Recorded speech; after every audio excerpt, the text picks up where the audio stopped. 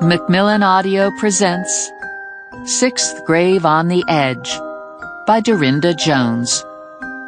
Read for you by Lorelei King.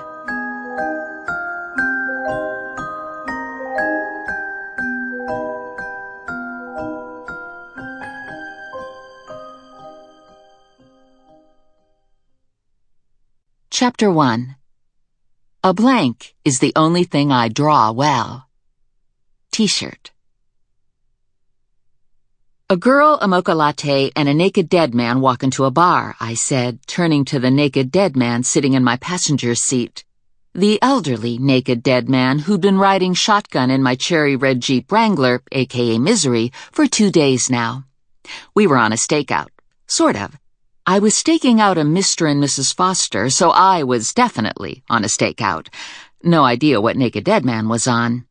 Considering the fact that he looked about 112, probably blood thinners, cholesterol medication, and judging from the state of his manhood, which I couldn't stop seeing every single time I turned toward him, Viagra. If I were to hashtag that moment, my status would read something like #impressed. I gave him 2 thumbs up, then looked back at the house again, happy to be sitting in Misery. The Jeep, not the emotion. I just picked her up from the car hospital 2 days earlier. She'd had several surgeries to fix her broken girly bits because a raving lunatic rammed into her. He'd knocked her into a state of mangled disrepair, and me, as I was in the driver's seat at the time, into a state of oblivion. I stayed in that state long enough for Mr. Raving Lunatic to cart me off to a deserted bridge to kill me. He failed and died in the process, but Misery had paid a high price for his nefarious machinations. Why did bad guys always try to hurt the ones I loved? And this one had succeeded. Misery was hurt, bad. No one wanted to work on her. Said she couldn't be saved. Said to give her over to the scrapyard.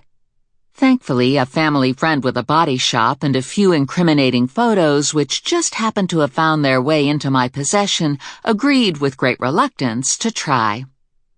Noni kept her for 2 long weeks before calling to tell me that he'd almost lost her a couple of times, but she'd pulled through with flying colors. When I got the green light to go pick her up, I tore out of my apartment so fast I left a dust trail behind me, along with a flummoxed best friend who'd been telling me about the couple in 3C. They were apparently newlyweds, if their energy to do it, her words, all night, every night was any indication. I hurried back to her, however, because I didn't have a car, and I needed a ride. When we picked up Misery, Noni tried to tell me everything he'd had to do to her to get her up and running, but I held up a hand to stop him, unable to bear it. This was Misery he was talking about, not some random wrangler off the streets. This was my wrangler, my best friend, my baby. Holy cow, I needed a life. I had to hand it to Noni, though. Misery was good as new. Better than I was, anyway. Ever since that night, I'd been having problems sleeping. I suffered from debilitating nightmares that left me screaming into my pillow, and I jumped every time someone dropped a feather. But at least Misery was okay. Like, really okay. It was weird. Her cough was gone. Her sluggish response time was no longer an issue. Her reluctance to wake up in the mornings as she sputtered in protest every time I tried to fire all engines was non-existent. Now she started on the first try, no groaning or whining, and she purred like a newborn kitten. How Noni had managed to fix her insides as well as her outsides I'd never know, but the guy was good, and Noni was my new best friend. Well, after Misery. And Cookie, my real best friend. And Garrett, my kind of, sort of best friend. And Reyes, my... What was Reyes? Besides the dark and sultry son of evil.